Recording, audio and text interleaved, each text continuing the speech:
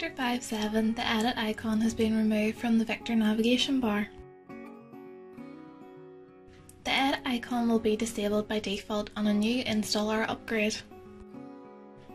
It can be enabled by navigating to System Configuration, Window Style, Appearance and selecting the Show Edit option checkbox.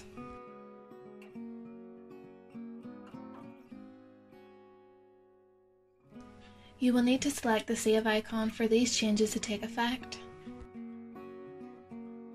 You can disable the edit icon again by deselecting the Show Edit option checkbox and clicking the save icon.